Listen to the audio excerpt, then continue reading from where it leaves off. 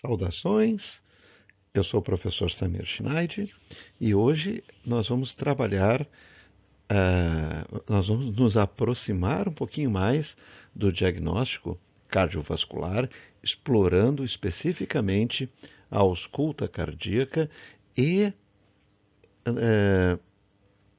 algumas situações fisiológicas, o normal, e algumas situações patológicas.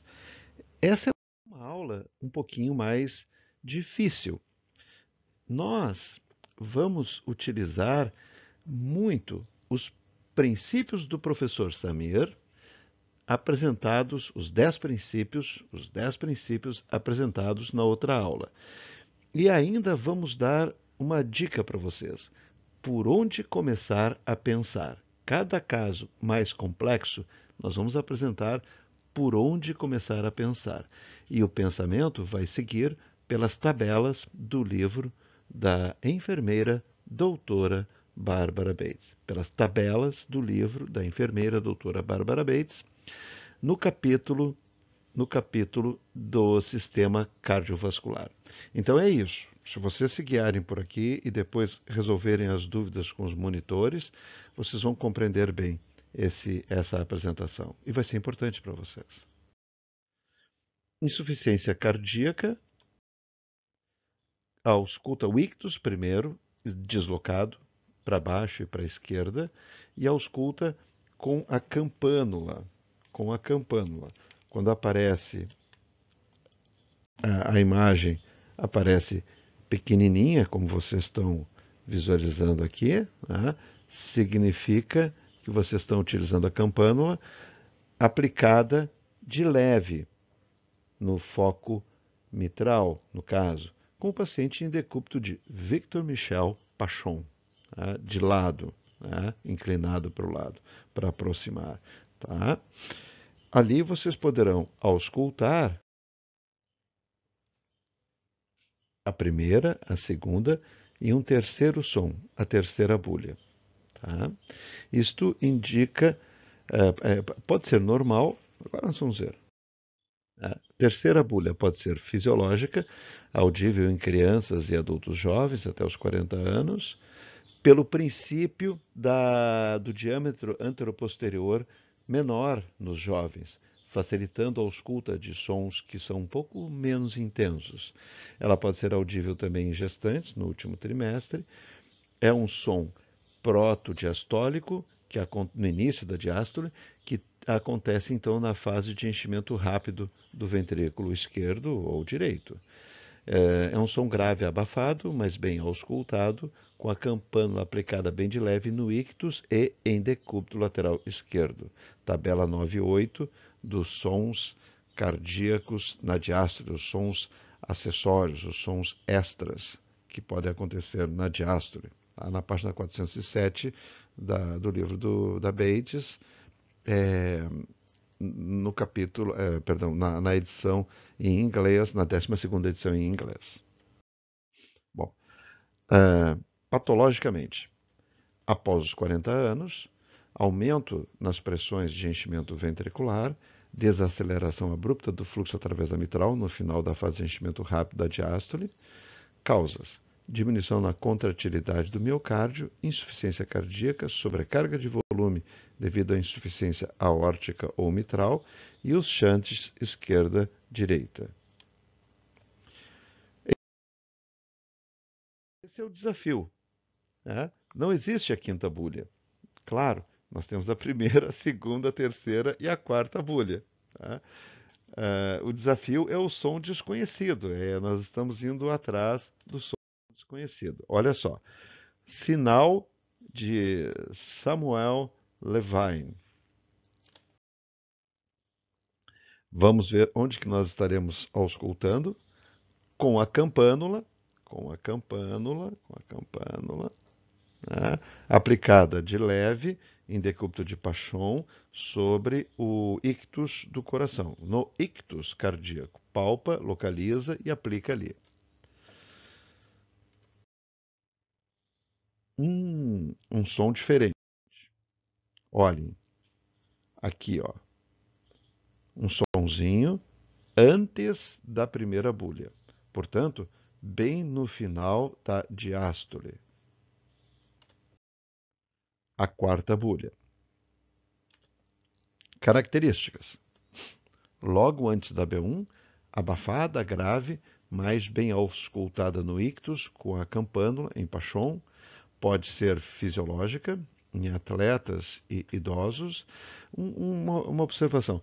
O Bates tem uma página na internet que se chama Point... Bates, daqui a pouquinho eu me lembro. Mas eles têm uma página na internet que tem os vídeos. Tá? Então, para quem se cadastrar direitinho ali, tiver acesso, vocês poderão acompanhar os vídeos e o vídeo do exame físico cardiovascular está muito bom, inclusive demonstrando, apresentando essa questão de como examinar a quarta bulha. Tem a terceira e a quarta bulha, tem uma dica, né? Se tu pegar a campânula, tu está ouvindo um som que tu supõe que seja uma quarta bulha, mas pode ser até mesmo um desdobramento da primeira. Se tu apertares a campânula, a pele vira um diafragma. E, como a quarta bulha é um som grave, pouco intenso, se tu aperta, ela desaparece. Se o som continuar, não é uma quarta bulha, pode ser um desdobramento da primeira bulha. É que depois a gente tem a maneira de confirmar isso. Tá? Então, vocês podem explorar depois. Eu até o final da apresentação me lembro como é que é o nome da página do Bates na internet para a gente explorar esses vídeos. Tá? A quarta bulha fisiológica pode estar presente em atletas, em idosos, pelo enrijecimento do ventrículo, pode ser audível no bloqueio atrioventricular de primeiro grau. E nós podemos ter também uma quarta bulha de ventrículo direito, que vai ser mais bem auscultada na borda do externo ou abaixo do apêndice tifoide e aumenta com a inspiração. Como a maioria dos sons, princípios do professor Samir, a maioria dos sons originários do lado direito aumentam de intensidade com a inspiração. Tem uma exceção, talvez até mais de uma, mas uma eu tenho certeza será apresentada a vocês em tempo oportuno. As causas: hipertrofia do ventrículo esquerdo ou fibrose, levando à redução do compliance, doença cardíaca hipertensiva, estenose aórtica, miocardiopatia hipertrófica e isquêmica. A quarta bulha.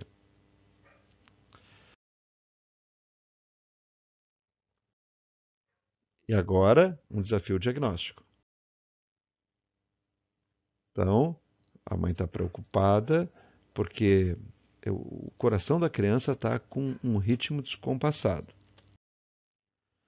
Importante, porque nós precisamos conhecer. Olha, aqui nós estaremos utilizando pode ser a campânula, mas está em preto porque nós não estamos na posição de Pachon. Nós podemos ouvir até mesmo em decúbito supino normal, tá? Pequenininho. Quando for grande, vai aparecer ali o diafragma e vai estar aumentado. Quando está na posição normal, está preto. Quando está numa posição alternativa, está em azul.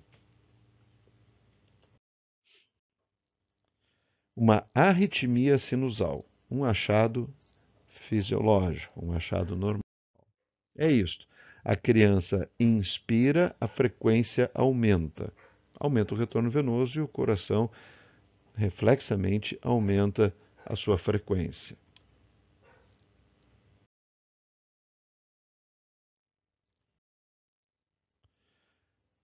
O caso 8 do módulo de ausculta cardiopulmonar.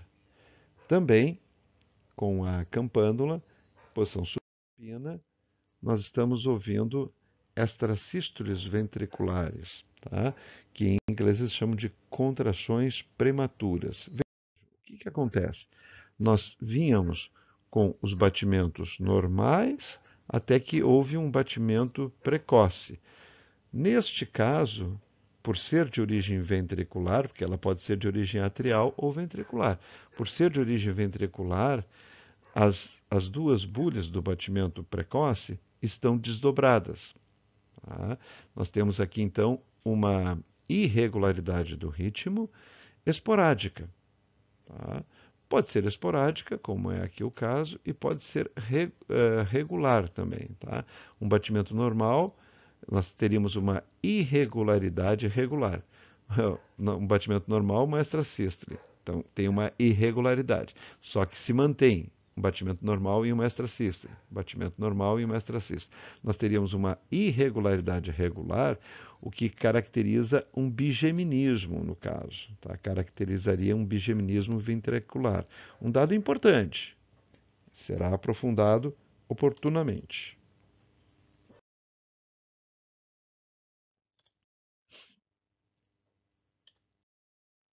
Olha, um desafio.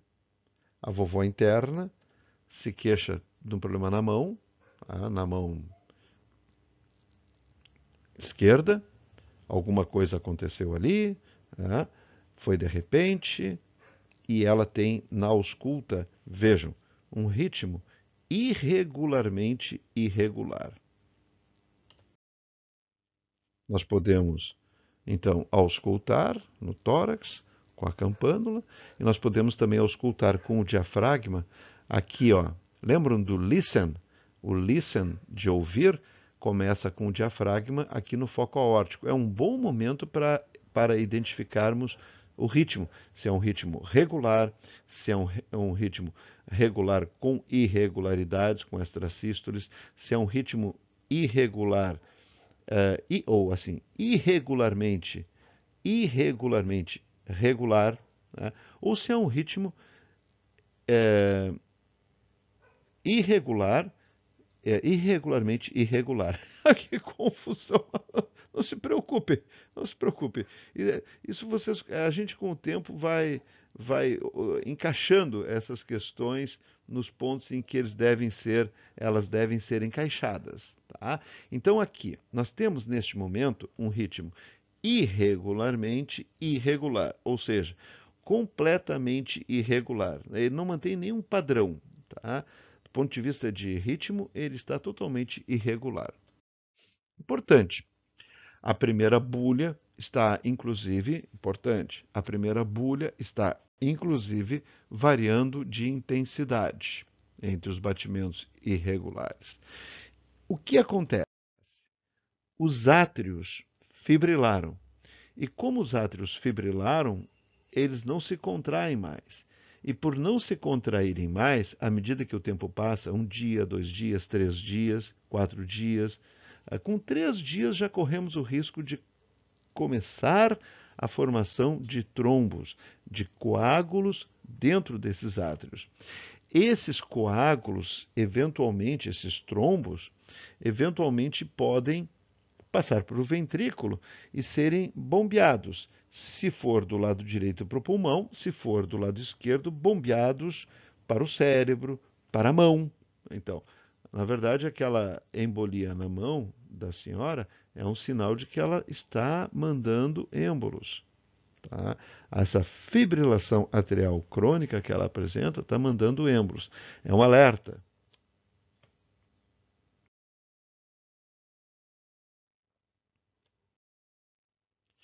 E esta moça com aspecto saudável?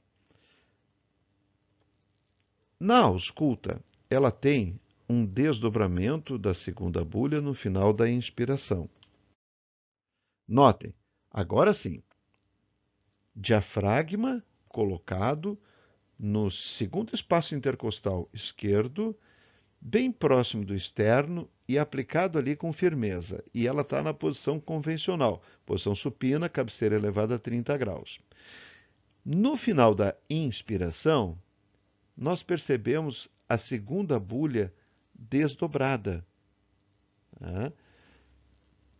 Em jovens, especialmente, isto não só pode, como deveria ser auscultado. Para quem tem um ouvido bom e um esteto de boa qualidade, usando esta técnica, nós deveríamos auscultar. Tá? Pode ser no terceiro espaço intercostal também, à esquerda. Tá? E vejam, só ali, porque depende de escutarmos, ou ao escutarmos, o som do fechamento da pulmonar, que pelos princípios do professor Samir, por pertencer ao lado direito, naturalmente deve apresentar uma intensidade menor por estar relacionado com uma estrutura que está trabalhando com pressões menores. Desdobramento fisiológico da segunda bulha, audível apenas no foco pulmonar ou no foco aórtico acessório. Audível durante a inspiração, desaparece na expiração. Em jovens, ó, notem, o jovem e vocês jovens também, com um bom ouvido, um bom estetoscópio, pode ser que vocês continuem auscultando durante a expiração, alguma coisinha muito fraquinha. Então pode ser necessário sentar o paciente para que ele desapareça, para que o desdobramento desapareça completamente durante a expiração, o que deveria acontecer. Se ele não estiver acontecendo, nós podemos suspeitar de alguma alteraçãozinha. Pode até ser uma alteração normal. É, é, por exemplo, um bloqueio de ramo direito não necessariamente está traduzindo patologia. O bloqueio de ramo esquerdo sempre está traduzindo patologia. Mas o bloqueio do ramo direito pode acontecer e a pessoa não ser doente, né? E aí, durante a inspiração, esse desdobramento ele vai estar bem marcado e durante a expiração a gente pode continuar percebendo, tá? Pode continuar percebendo. Então, acompanhe. Primeira bulha, segunda bulha, desdobrou o batimento da aorta, o batimento da pulmonar, primeira bulha, segunda bulha, tá? Por quê? Inspiração, expiração, tá? Desdobramento fisiológico.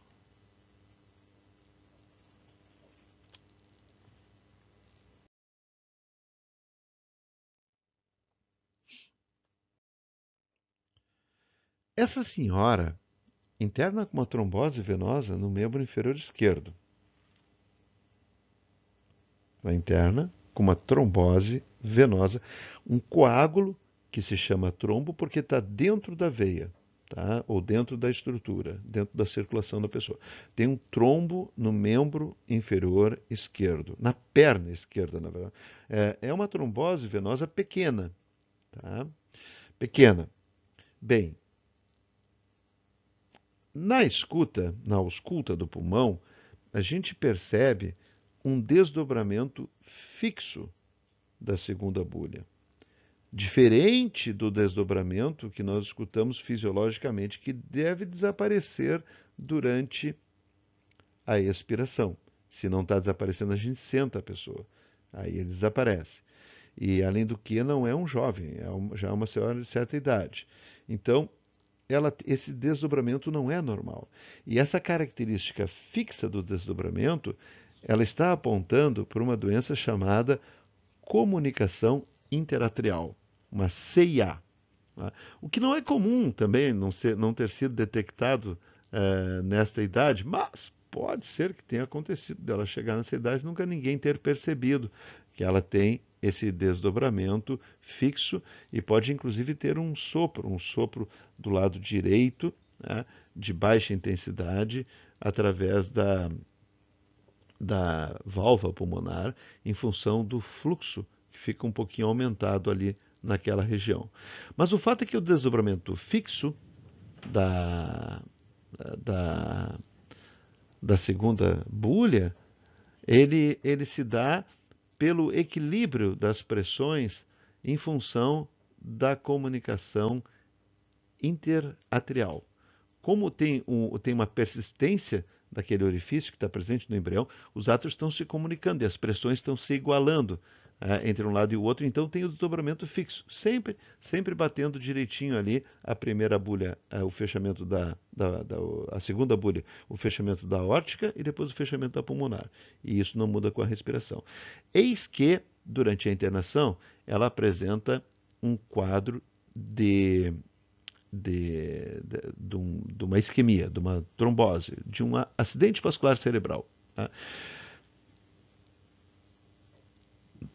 Uma das coisas que pode estar acontecendo é essa senhora ter sangrado, se fosse um AVC hemorrágico, né, pelo uso da heparina. Tudo bem, na prática tem que pensar nisso.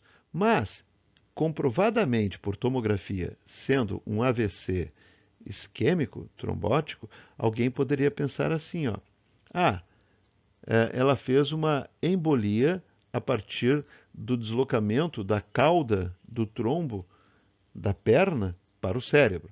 Mas outra pessoa automaticamente contestaria essa hipótese, dizendo: mas é impossível ter saído da perna e chegado até o cérebro.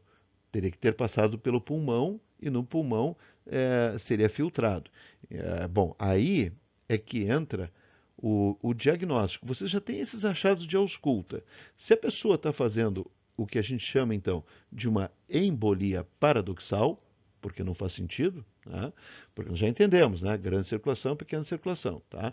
Então, se ela está fazendo uma embolia paradoxal, a única forma de se explicar é um pequeno fragmento, agora não é uma embolia pulmonar, não é um fragmento grande, é um pequeno fragmento da cauda que sai, que chega no átrio direito, passa para o átrio esquerdo, não chega no ventrículo, tá? Porque a pressão do ventrículo esquerdo é muito maior do que a pressão do ventrículo direito, então não vai ter como acontecer esse fluxo da direita para a esquerda, mas no átrio é possível. Passa do átrio direito para o átrio esquerdo e acaba então provocando um acidente vascular cerebral. Uma embolia paradoxal que permite a vocês fazer o diagnóstico associado com a semiologia, com desdobramento fixo da segunda bulha, de comunicação interatrial. Importante. CIA é comunicação interatrial. E também pode acontecer esse desdobramento fixo numa insuficiência cardíaca direita marcada. O princípio aqui é o desdobramento fixo, tá? Partam desse princípio, desdobramento fixo da segunda bulha, vocês vão chegar lá. E vão talvez até evitar, porque essa que é a importância do conhecimento. Examinando, a gente talvez possa evitar uma embolia paradoxal dessas. Bom, é o mesmo slide, só que na terceira bulha, no início, nós trabalhávamos com um paciente que tem insuficiência cardíaca. Aqui, nós vamos trabalhar com um paciente que tem muita insuficiência cardíaca, ela está descompensada e a gente chama de edema agudo de pulmão. Quando isso acontece, em função do sofrimento, aqui estamos auscultando com a campânula em Pachon, se pudermos, se o paciente tolerar. Tá? O ictus também ajuda nesse cenário, porque o paciente não tolera muitas vezes deitar para a gente fazer uma boa ausculta. Então o ictus pode nos ajudar, importante. Né? O ictus vai estar deslocado para baixo e para a esquerda. O, o, o paciente, então, com toda essa angústia da congestão pulmonar, do edema agudo no pulmão, em função de uma insuficiência cardíaca congestiva descompensada, ele vai estar naturalmente taquicárdico. E quando aquela terceira bulha aparece num coração taquicárdico, num coração com a frequência acelerada, assume a sensação de um ritmo de galope, como se fosse o galope de um cavalo. Tá? Então aqui vocês têm um galope de terceira bulha, que por ser no início da diástole, a gente chama de um galope protodiastólico. Isso é bem claro na escuta. E nós podemos ter, agora no foco aórtico, auscultando no foco aórtico, nós podemos, perdão, aqui no foco pulmonar, tá? Inicialmente no foco pulmonar, auscultando no foco pulmonar, um sonzinho na sístole, um sonzinho um pouco mais agudo, tá? E é importante porque esse som, a presença desse som, sempre está relacionada com patologia, tá? Nós ouvimos então aqui com o diafragma, um som agudo, uso o diafragma no foco pulmonar ou no foco aórtico acessório, um pouquinho abaixo do foco pulmonar, e nós então teremos doença cardiovascular, tá? Aqui é do inglês, tá? Então, são sons de ejeção que indicam sempre doença cardiovascular. Vejam, qual é que é a armadilha aqui? Tu está ouvindo no foco pulmonar. E parece que a primeira bulha está muito forte. A primeira bulha nessa altura, na base do coração, ela tende a ser mais fraca. Na verdade, quando vocês estão escutando no foco pulmonar e parece que a primeira bulha está mais forte do que deveria, vocês podem estar auscultando um som de ejeção pulmonar, tá? E não a primeira bulha, compreendem? Tá? Vocês se atrapalharam ali. A intensidade, esta é uma exceção, então. A maioria dos sons do lado direito do coração, né? Aqui nós estamos do lado direito do paciente, mas é o foco pulmonar. A gente está trabalhando com o lado direito do coração, tá? A maioria desses sons aumenta de intensidade com a inspiração, exceto, parece português, né? Exceto o som de ejeção pulmonar que diminui com a inspiração. Tinha prometido que tinha uma exceção. Causas: dilatação da artéria pulmonar, hipertensão pulmonar e estenose pulmonar. E agora, o som de ejeção aórtico. Muito complicado isso, né? Ausculta no foco aórtico. Né? O som, a mesma coisa, som de ejeção aórtico, tu está auscultando agora no foco aórtico. Então, sempre indicam doença cardiovascular, cardiovascular disease. Né? Pode ser mais intenso no ápex, curioso isso, né? O som de ejeção aórtica pode ser mais intenso no ápex, não varia com a respiração, e pode ser, então, as causas, né? Pode ser por uma dilatação da aorta, por estenose da válvula aórtica congênita ou por uma válvula aórtica bicúspide. Mas, enfim, é importante detectar, estar atento. Eles ocorrem na sístole, né? Na ejeção, porque sempre estão relacionados com doença. Tá? Pode ser aqui, pode ser aqui, pode ser aqui. Pode ser, inclusive, mais audível em um. E agora, com o diafragma posicionado no foco mitral, observamos um sopro que está se irradiando na direção da axila. Olha, um sopro holossistólico, tá? Ou pansistólico, tá? Murmur é o sopro em inglês, né? A primeira bulha diminuída de intensidade. A primeira bulha ela está relacionada com o fechamento da mitral e da tricúspide. Como a mitral está doente, ela está com a intensidade diminuída. E vai até a segunda bulha e ainda por cima tem uma terceira bulha. Tá? Os sopros patológicos, todo sopro diastólico é patológico. E todo sopro holossistólico é patológico. Mas tem sopros sistólicos, especialmente os mesossistólicos, que podem ser fisiológicos. E isso é muito importante para nós. Mas também é importante saber as coisas que são patológicas, porque como médico nós não podemos deixar de detectar as patologias. Tá? Essa é a nossa função. Veja, se localiza no ápex, irradia para a axila esquerda, tem uma intensidade leve a forte, pode ter frêmito, frequência média a alta, tende a ser agudo, por isso o diafragma, qualidade áspera, manobras, a intensidade não muda com a inspiração. Pode apresentar B3, o ictus pode estar difuso e deslocado lateralmente. E pode haver aqui um impulso paraesternal esquerdo inferior sustentado, que seria um átrio esquerdo dilatado, situações muito avançadas. Né? Estrutural, causas, mecanismo. Prolapso da válvula mitral, endocardite infecciosa, doença reumática, doença do colágeno.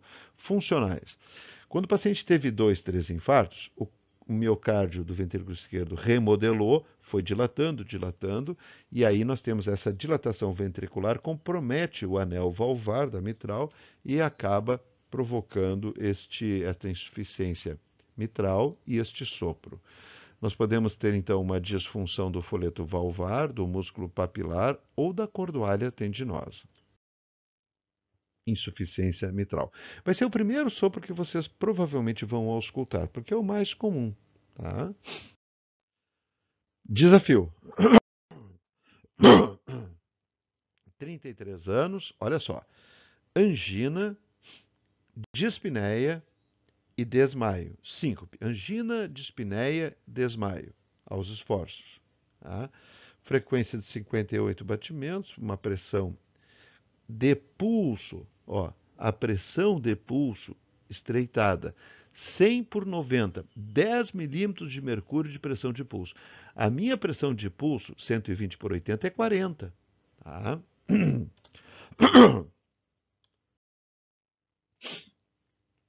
Onde estamos? Aqui. Foco aórtico. Opa, tem um sopro que está se irradiando lá para a carótida. Pode ser audível também um pouquinho mais abaixo. Estetoscópio e tem frêmito. Thrill é frêmito, tá? Tem frêmito. Tá? Então, estenose aórtica. Localização, segundo e terceiro espaços intercostais direitos e radiação para carótidas pode ir até o ápex devido à intensidade. Suave ou forte, com frêmito. Portanto, de 4 cruzes para cima. Frequência. A frequência se é alto ou baixo, né? Se a frequência é alta ou baixa, se é agudo ou se é grave, agudo ou grave, tá? Frequência, então, pode ser média, tem um caráter áspero e pode ser forte no ápex também.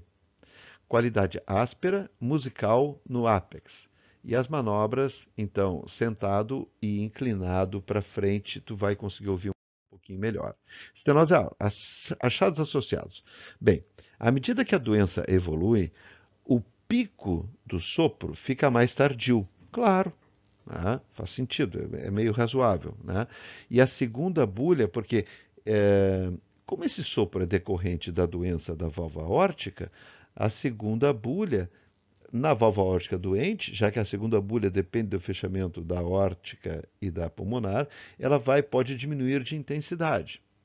O desdobramento paradoxal da segunda bulha pode começar a aparecer, né, porque vai impedindo o esvaziamento do ventrículo esquerdo e vai retardando de tal forma o fechamento da válvula aórtica que a segunda bulha, o componente pulmonar da segunda bulha acaba acontecendo até um pouquinho antes do fechamento da aórtica, né?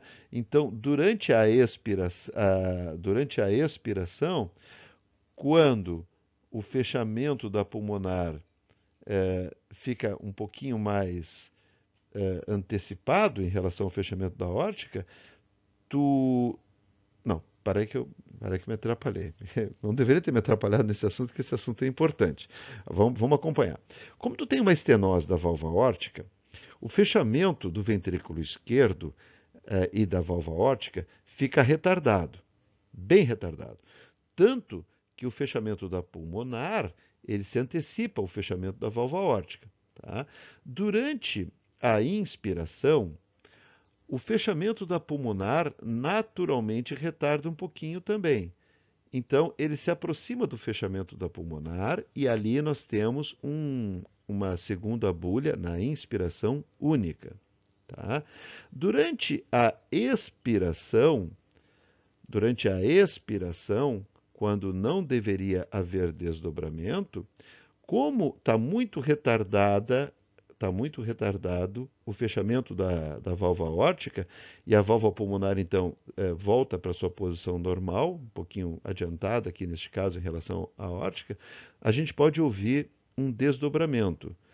Então, acompanha comigo. Fisiologicamente, nós temos o desdobramento da segunda bulha durante a inspiração. Se nós estivermos escutando desdobramento da segunda bulha na expiração, é porque nós temos um desdobramento paradoxal, não é um desdobramento normal. Né? Esse desdobramento paradoxal da segunda bulha, ele vai acontecer aqui, por exemplo, quando a gente tem a estenose da válvula aórtica, tu tem o sopro também para fazer o diagnóstico, mas ele pode acontecer também numa outra situação, quando a pessoa tem um bloqueio de ramo esquerdo. Se nós tivermos um bloqueio de ramo esquerdo, o lado esquerdo do coração, ele vai demorar muito mais para, quer dizer, muito mais, alguns milissegundos a mais para fechar em relação ao que não é o normal. O normal é o lado esquerdo fechar um pouquinho primeiro do que o lado direito. Lembra dos princípios do professor Samir? O ramo esquerdo é mais grosso. Então, ele tende a disparar antes do lado direito.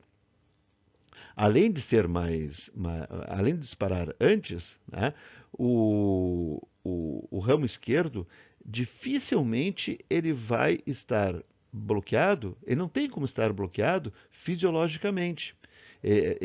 Para a gente ter um bloqueio do ramo esquerdo, a gente tem que ter tido alguma doença importante que comprometa esse ramo esquerdo. Tá? Diferente do lado direito, né, que o ramo direito é mais fininho, mais longo. Bom, voltando então. Se o ramo esquerdo estiver bloqueado, e se for só isto, não temos sopro, mas nós temos um retardo importante no fechamento do lado esquerdo. Um retardo importante. Então, o lado direito está fechando um pouquinho antes. Né? A válvula pulmonar direita fecha um pouquinho antes. Quando a pessoa inspira, aumenta o retorno para o ventrículo direito e retarda o fechamento da pulmonar, que se aproxima do fechamento da válvula aórtica retardada pelo bloqueio de ramo. Ok, fechamento único na inspiração. Quando ela solta o ar, quando ela expira, a válvula pulmonar volta para sua posição normal, no tempo, né? Fechando um pouquinho antes em relação à esquerda, doente agora retardada pelo bloqueio de ramo esquerdo. E aí nós temos o desdobramento da segunda bulha no foco pulmonar, né? Paradoxal, estranho, compreende? Tá? Então, são as situações em que a gente pode ter o desdobramento paradoxal da segunda bulha. Bom, voltando para cá, no caso da nossa estenose aórtica. Pulsos parvos e tardos, é a palpação do pulso, pulso carotídeo, todos os pulsos vão estar pequenos e tardios. Lembram da pressão de pulso? A pressão de pulso era de 10 milímetros de mercúrio.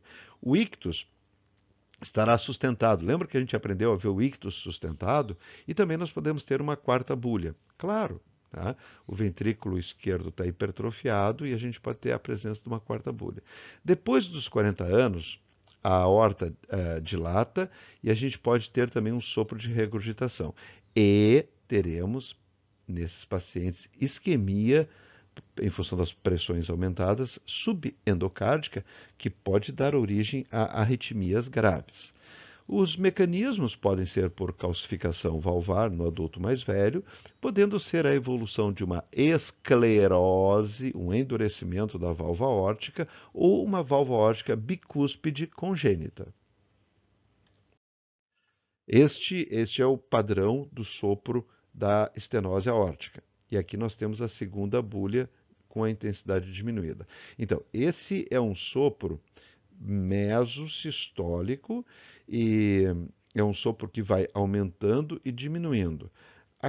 O ponto para a gente distinguir esse sopro de um sopro holossistólico é aqui. Tá? Como ele vai diminuindo, tu consegue perceber a segunda bulha. Tá? Tu consegue perceber que ele praticamente desaparece antes da segunda bulha. Tá? Bom, e agora que o Chuck Norris veio consultar conosco. Tá? Então, o Chuck Norris é uma pessoa saudável. Tá? Vejam, e o Chuck Norris tem esta doença aqui. A mesma doença que matou um atleta, que foi o Serginho, do São Caetano. Ele tem uma obstrução da via de saída do ventrículo esquerdo em função de uma hipertrofia septal assimétrica, diferente do hipertenso, diferente da pessoa que tem estenose aórtica, que a hipertrofia vai se dar em todo o ventrículo. Então isso aqui tranca a via de saída do ventrículo esquerdo, mas a doença não está na válvula aórtica. Tá? Importante a detecção dessa doença, o sopro se comporta de uma forma um pouquinho diferente. E um recurso que nós podemos usar, então, olha só, por onde começar a pensar neste cenário? Tá? O paciente em posição de cócoras. tá? Chamam em inglês squatting, tá? Colocamos o paciente em posição de cócoras e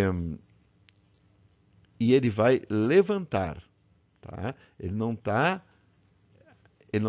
acocando, ele está levantando, tá? Então ele está agachado, de cócoras, vocês colocam o estetoscópio e ele levanta. Ou ele está na fase de contrair, né, a manobra de Valsalva na fase de contração. Tá? Nas duas situações, de cócoras para levantar, quanto na fase de contrair da manobra de Valsalva, o sopro aumenta de intensidade se a gente tem uma miocardiopatia hipertrófica.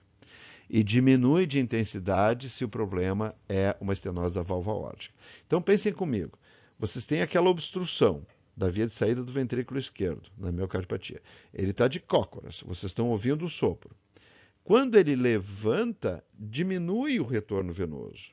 Ao diminuir o retorno venoso, tá, aproxima mais as paredes, aproxima mais o folheto anterior da válvula mitral do septo e o paciente tem um aumento na intensidade do sopro. Se for uma estenose aórtica, é o contrário, né? A estenose na própria válvula, como diminui a quantidade de sangue que tem que passar por ali, o sopro diminui de intensidade. Olha só, escutando aqui, com frêmito. Um defeito no septo ventricular, uma CIV, uma comunicação interventricular. Olha, um sopro holossistólico, e este é o sopro mais intenso que vocês vão encontrar, tá? No terceiro, quarto, quinto espaço intercostal esquerdos, irradiação ampla, depende do tamanho do defeito. Quanto menor o defeito, mais intenso é o sopro, tá? E a mudança no sopro é importante, porque o paciente pode estar com uma endocardite. E se ele está mudando a intensidade ali de uns 3, 4, 5 dias de reavaliação, vocês têm que pensar nessa possibilidade. Tá? Ele costuma ser forte, tem frêmito, defeitos menores são sopros mais fortes, a frequência é alta, ele é holossistólico, tá? Ele vai até a segunda bulha, ele não diminui de intensidade antes da segunda bulha. Defeitos menores oferecem sopros mais agudos, áspera a qualidade, tá? Não tem muitas manobras. A diferença clássica, para vocês compreenderem, do sopro holossistólico para o sopro holossistólico para o sopro mesossistólico é assim, ó. Aqui é o spray e aqui é o jato contínuo, tá? Então, vejam o aerossol e o spray, né? O aerossol e o spray. O jato contínuo, tu apertou e ele começou. Esse é o holossistólico. Aqui tu vai apertando, ele vai começando e depois vai ficando mais fraco, até a segunda bulha. Tá? Então, o defeito septal ventricular, a segunda bolha pode ser abafada pelo sopro, de tão forte. Defeitos maiores levam a shunt esquerda-direita, claro, né? Um defeito maior vai comunicar o ventrículo esquerdo com o direito, desculpa. Mecanismos. Anormalidades congênitas, um conduto que permite o fluxo da esquerda para a direita e pode ser acompanhado de regurgitação aórtica, tricúspide e aneurisma do septo ventricular, casos mais graves. Vamos adiante. Estamos já chegando pertinho do fim. Agora nós temos um sopro sem frêmito, olha só, um sopro inocente, também um sopro sistólico, só que não é holossistólico, ele é um sopro mesossistólico, tá? E também a intensidade, né? Então, assim, ó, essa moça super saudável, com desdobramento fisiológico da segunda bulha, o que caracteriza um sopro inocente? Importante a gente saber diagnosticar. Ele está presente na borda external esquerda, pode ir até o ápex, tem uma irradiação mínima, tem uma intensidade de 1 ou 2, possivelmente 3, tá? Nunca vai ter frêmito, a frequência é suave, a média, a qualidade varia, as manobras geralmente podem diminuir ou desaparecer ao sentar. Ou ele diminui ou ele desaparece quando senta. Aqui tem uma exceçãozinha, que é o o zumbido venoso, que é um sopro inocente também, e que a gente ouve em cima das clavículas, e que, ao contrário, ele se manifesta mais quando a pessoa está sentada. Tá? A gente ouve melhor com a pessoa sentada. Né? Tá? Uma exceçãozinha. Bem, nós temos sopros inocentes e dentro dos sopros inocentes nós temos os sopros fisiológicos. Os achados associados dos sopros inocentes: desdobramento normal da segunda bulha, sem sons de ejeção. Vocês não vão ter som de ejeção pulmonar nem aórtico. Sem sopros diastólicos. Não pode ter sopro diastólico. Sopro diastólico é sempre patológico. Sem evidência palpável de aumento do ventrículo esquerdo. Tem que examinar o ictus direitinho. Os mecanismos: é a ejeção turbulenta do sangue do ventrículo esquerdo para a aorta, pode ser também do lado direito, é comum em crianças e adultos jovens, pode ser audível também nos idosos. Os idosos também podem ter, apesar de ser bem menos frequente. Os sopros fisiológicos. Então, dentro dos inocentes, nós temos os fisiológicos. Turbulência devido ao aumento temporário do fluxo sanguíneo em condições predisponentes, como em gestantes, por exemplo. Né? A gestante, especialmente a senhora que está amamentando, logo a seguir a gente vai comentar um caso, em cima das mamas ela pode ter o sopro. Tá? Pelo fluxo aumentado na própria mama, né? Anemia, febre, hipertiroidismo são situações específicas que podem estar relacionadas com sopro que não tem embasamento estrutural no coração. Então, de novo, enquanto a CIV está aqui, né, a insuficiência mitral está aqui, holocistólico, abriu, né? Aqui nós temos os sopros mesosistólicos, tá? Os sopros inocentes. Tá? Todo sopro mesosistólico é inocente? Não. Tem que ver todas aquelas características ali para dizer que ele é inocente. Tá? Eu acho que isso aqui é aerossol e isso tudo aqui é spray. Ou é o contrário. Né? Mas vocês compreendem, né? Tá? Abriu a válvula e a pressão da câmara mais forte está indo para a câmara mais fraca. Aqui não, aqui tu vai apertando, apertando, apertando e até que tu tem o jato e depois vai diminuindo. E aqui tu vai ouvir bem a segunda bulha. Bom, sopros fisiológicos. E a senhora que está amamentando, em cima da mama, pode apresentar um sopro da época da lactação. Tá? O desafio. Olha só. Diferente do Chuck Norris. Tá? 28 anos, tem um cansaço aos esforços, faz 2 meses, que está piorando. Tá? O Chuck Norris tinha angina, síncopes e dispneia. Essa tem um cansaço aos esforços. Tem hemoptise. Tá? Isso aqui é só para atrapalhar um pouquinho, para despistar, né? Porque a clínica normalmente funciona dessa forma. O ictus é impalpável, não tem nada de ictus sustentado e tem 30 milímetros de mercúrio de pressão de pulso. Vamos examinar com a campânula no foco mitral, em decúbito de Pachon. Pode ter um frêmito e surge então, durante a diástole, aqui a gente tem que estar acompanhando pelo pulso radial para situar direitinho onde que é a diástole, onde que é a sístole. A palpação do pulso radial pode nos ajudar neste momento, porque como a primeira bulha fica hiperfonética nessa situação, ela pode se assemelhar ao som da segunda bulha. E aí, obviamente, a gente vai se atrapalhar, né, achando que esse sopro é um sopro sistólico. Ele não é um sopro sistólico, ele é um sopro diastólico. Então, a gente tem que palpar o pulso para detectar esta aqui como sendo a primeira bulha, compreender que ela está hiperfonética, já é um achado. Este é o complexo auscultatório da estenose mitral. É o exemplo semiológico mais bonito que tem da ausculta cardíaca. Tá?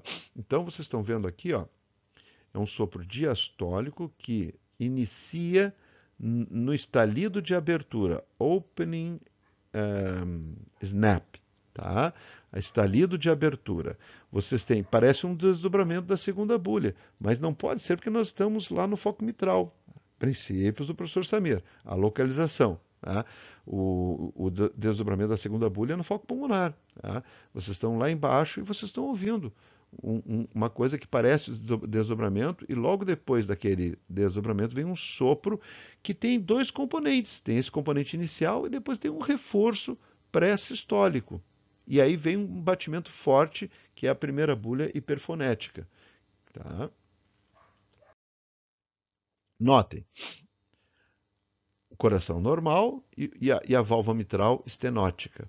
O sangue passa aqui assim, tá? E passa por uma válvula estenosada que demora para abrir. Quando ela abre, ela dá um estalido. Então, vocês têm o fechamento aqui da pulmonar e da aórtica, da segunda bulha, e depois tem um estalido, e depois vem um sopro, e depois, quando o átrio esquerdo se contrai, enquanto ele está se contraindo, porque com o tempo eles vão fibrilar, mas ainda está se contraindo. Vocês têm um reforço pré-sistólico devido justamente à contração do átrio esquerdo, forçando o sangue para passar por essa válvula mitral. E aí vem a primeira bulha, e aí vem a sístole, e a primeira bulha está hiperfonética. Por quê? Porque as cúspides, ó, olhem para mim aqui assim, as cúspides da mitral, elas estão afastadas em função do átrio se contraindo, tentando forçar o sangue ali, né, manter. Então, quando começar a sístole, o som vai ser forte. A primeira bulha vai ter um som intenso, marcado. Que, aliás, diga-se de passagem, é a primeira manifestação clínica do início do processo de estenose, que é um processo contínuo de fibrose, calcificação, estenosar, o processo de estenose da válvula mitral. Tá? Ó, geralmente limitado ao ápex. Esse é um sopro interessante. Vocês têm que colocar o paciente em pachon, pegar a campânula, aplicar de leve e prestar atenção na diástole. E vocês só vão ouvir ali, em cima do ictus, porque é um sopro que não se irradia. É só pensar a anatomia. Tá? Ah, intensidade é fraca, de 1 a 4. Frequência é o rumble, né? Rumble do trovão, da calmaria, né? Aquele som como se fosse um rolar grave, em decrescendo com reforço pré-sistólico. Use a campânula. Qualidade, manobras, coloque a campânula exatamente no impulso apical, coloque o paciente em decúbito lateral esquerdo. O exercício leve, como pedir para o paciente apertar a tua mão, eles chamam em inglês de hand grip, tá? Pode tornar o sopro audível. Tá? E ele vai ser mais audível na expiração. Olha só quanta coisa interessante, tá? E importante. Tá? Bem, achados associados. Uma primeira bulha hiperfonética, que pode ser palpável no ápex. Tá? Palpar a bulha, pode, vocês já viram, dá para ver. Até, você lembra da quarta bulha, a gente vendo, né? Com de madeira ali, né? O abaixador de língua, o palitinho. Tá? O estalido de abertura frequentemente acompanha a B2 e inicia o sopro. Se houver hipertensão da pulmonar, que tende a acontecer com o tempo, né? A segunda bulha fica hiperfonética e pode aparecer impulsão paraesternal direita palpável e pode aparecer também uma onda A do pulso venoso jugular mais proeminente. Claro, a contração do átrio direito vai ficar mais proeminente porque o ventrículo, lado direito do coração, está começando a sofrer com aquela pressão aumentada devido à estenose da válvula mitral lá do lado esquerdo. O impulso apical costuma ser pequeno e leve, tá? O ictus, né? E pode, com o tempo, ocorrer fibrilação atrial. Tá? Um terço dos pacientes sintomáticos vai ter o ventrículo, os átrios, vão ter os átrios fibrilados. Mecanismos. O sopro tem dois componentes, um mesodiastólico e um pré-sistólico. A causa mais comum é a febre reumática, que causa fibrose, calcificação, espessamento dos folhetos e das comissuras, bem como fusão das cordas tendinosas. Felizmente, com o tempo, a gente não vai mais ter febre reumática. A febre reumática é uma doença da pobreza, é uma doença de gente que não tem acesso a tratamento, a um posto de saúde, né? Acesso ao tratamento com antibiótico de uma amigdalite banal. Tá? Aqui está a febre reumática, afetou a válvula mitral. Mais um desafio. Chega com muita dor. O que houve, seu João? É dor de verdade, doutor. Tá? Olha lá. inclinado para frente em expiração forçada, usando o diafragma no foco aórtico acessório. Opa, aqui, aqui e aqui, tá? Insuficiência aórtica. Sopro diastólico são quase sempre patológicos. Os sopros diastólicos são quase sempre patológicos. Nós temos aqui um sopro protodiastólico em decrescendo. Os sopros diastólicos são menos comuns que os sistólicos e mais difíceis de auscultar. Tá? Por isso é importante a técnica. Né? Nós usamos manobras especiais, tanto para a estenose mitral, já vimos, como para a regurgitação aórtica. Está aqui ele, tá? Tá aqui ele. Sopro diastólico, depois da segunda bulha, né? A primeira bulha bem audível, em decrescendo. Tá? Então, a insuficiência aórtica no segundo e terceiro espaço intercostal esquerdo, se for intenso, vai até o ápex, pega a borda direita do externo, a intensidade de 1 a 3 cruzes, não é um sopro tão marcado, né? Frequência alta, tem que usar o diafragma. Se vocês explorarem o, o Blaufus, vocês vão ter em detalhes, inclusive vocês vão ter aqui, nos casos de insuficiência aórtica, vocês terão, no caso de insuficiência aórtica crônica, 2 sopros, né? Um sopro de ejeção, tá? Porque aumenta tanto o volume de sangue em função da insuficiência aórtica, que quando ele vai ejetar, tu tem praticamente uma estenose relativa, tá? Então, e terão também, no foco aórtico acessório, tá? O refluxo, o sopro da insuficiência propriamente dita, o sopro diastólico. Tá? Bom, a qualidade assoprante em decrescendo, pode confundir com sons respiratórios. E as manobras, então, sentado, inclinado para frente e em expiração forçada. Os achados associados com o agravamento da lesão valvar, a diastólica diminui e a pressão de pulso vai aumentando. Alterações no ictus, segunda bulha, surgimento de B3. Claro, com esse volume todo vai aparecer uma B3. O próprio Blaufus apresenta um exemplo deste sopro de insuficiência aórtica marcada e crônica com um terceiro componente que se deve ao refluxo do sangue durante a diástole, colidindo, aquela coluna do sangue colidindo com a coluna do sangue que vem chegando pela válvula mitral e fazendo com que o folheto anterior da válvula mitral vibre, gerando um sopro de tonalidade musical. Então, nós teríamos 3 sopros num mesmo sopro: a ejeção, a regurgitação e esse sopro que é conhecido como sopro com tonalidade musical, conhecido como sopro de Austin Flint. O que pode fazer a gente confundir com um outro tipo de achado sonoro, que é o atrito pericárdico, que também pode ter 3 componentes. Tá? Então, e por que isso daqui é importante? Porque vocês podem, como clínicos, em situações agudas, que eu acho que é o cenário mais importante, aquele paciente que está chegando com uma dor muito forte, ele pode ter uma dissecção de aorta e um dos achados poderá ser justamente vocês auscultarem o sopro de regurgitação aórtica, indicando, confirmando a possibilidade diagnóstica que vocês já estão pensando, né, naquele cenário de dissecção aórtica, para diferenciar também do infarto agudo do miocárdio. Né? Bem, então é importante saber pesquisar esse sopro. Claro que nos crônicos a gente tem o pulso de Corrigan, que dá um som de tiro de pistola quando coloca o estetoscópio na femoral. Vocês podem ter o sinal de Du-Rosier, Paul-Louis Du-Rosier, né? Francês, que descreveu, então, um sopro em 2 tempos com o estetoscópio em cima da femoral, e o pulso de Kink, tá? Que são os capilares ungueais, os capilarzinhos, né? Marcando assim o vermelho do capilar ali, mostrando a movimentação do sangue devido à insuficiência aórtica. Tá?